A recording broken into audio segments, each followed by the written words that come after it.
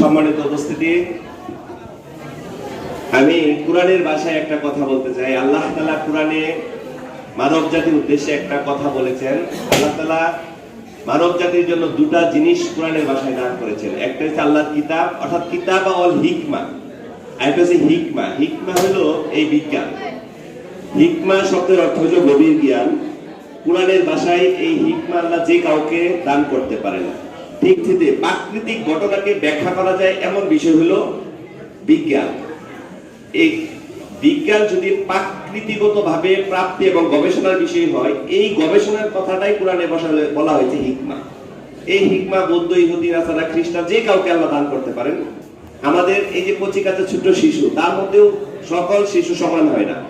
এমন অনেক ছোট্ট শিশু আছে যে হঠাৎ করে মানে এমন একটা কিছু সে আবিষ্কার করে ফেলে, সেটাই আলোচনা তৈরি করে, তাই না? বিজ্ঞানটা এই প্রাকৃতিক তথ্যপত্রের ভিত্তিতে যে জিনিসটা আবিষ্কৃত হয় সেটাই হলো বিজ্ঞান। প্রযুক্তির হলো এই যে বিজ্ঞানটা আমরা যাদের কল্যাণে পাই, আল্লাহ যাকে হিকমা দান করে, এই ধরনের হিকমা অর্জিত ব্যক্তির মাধ্যমেই বিজ্ঞানের গবেষণা শুরু হয়। এই গবেষণা থেকে গবেষণা অর্জন করা যে জ্ঞানটুকু হয়, এই জ্ঞানটুকু মানুষের কল্যাণে, মানব জাতির কল্যাণে ব্যবহার করার জন্য যে ব্যবহারের যে প্রণালীটা, সেটা হলো প্রযুক্তি। এই হলো বিজ্ঞান ও প্রযুক্তি। এখন প্রশ্ন হলো, এই বিজ্ঞান ও প্রযুক্তিতে আমাদের অবস্থানটা কি? এটা একটা গুরুত্বপূর্ণ বিষয়। আমরা আসলে হুজুকে না ছিলে, আমাদের দেশে যথেষ্ট অপরচুনিটি আছে, সম্ভাবনা আছে আমাদের বাচ্চাদের, ছেলেদের।